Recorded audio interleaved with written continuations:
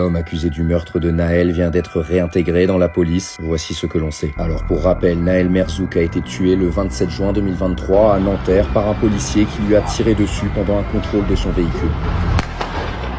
L'agent auteur du tir avait été incarcéré 2 jours après les faits, le 29 juin 2023. Florian M est resté plus de 4 mois en détention provisoire avant d'être libéré sous contrôle judiciaire le 15 novembre 2023. Le policier, qui avait dû verser un cautionnement de plusieurs milliers d'euros, avait interdiction de paraître à Nanterre et de détenir une arme. Libération révèle aujourd'hui qu'il travaille de nouveau en tant que policier. Selon le journal, Florian M a fait l'objet d'un arrêté de réintégration en mars 2025. L'agent, aujourd'hui âgé de 40 ans, n'est pas redevenu motard dans les Hauts-de-Seine, mais travaille désormais dans le Pays Basque, sans que l'on sache précisément dans quelle commune. Une information confirmée par le média local Sud-Ouest qui indique que l'ex-motard occupe plutôt un poste de type bureau depuis quelques semaines. À cause de son interdiction de port d'armes, Florian M pourrait difficilement travailler sur la voie publique. Selon Sud-Ouest, qui a pu contacter un commissaire au courant du dossier, cette mutation n'a pas posé de problème. L'identité du policier n'a pas été cachée au moment de sa mutation, nous étions au courant. Dans son article, Libération révèle qu'avant sa récente réintégration dans la police, Florian M a perçu son salaire de fonctionnaire jusqu'en mars 2025. L'homme faisait l'objet d'une suspension à plein traitement, une interdiction administrative de travailler avec maintien du revenu, mais sans prime, explique Libération. Ses frais d'avocat et son cautionnement de 15 000 € auraient en outre été pris en charge par la préfecture de police de Paris. L'agent reste en revanche toujours sous contrôle judiciaire. Pour rappel, Florian M doit être jugé pour meurtre au 2e ou 3e trimestre 2026 par la cour d'assises des Hauts-de-Seine, même s'il a fait appel de cette décision. Contacté par Brut, le ministère de l'Intérieur n'a pour l'heure pas réagi.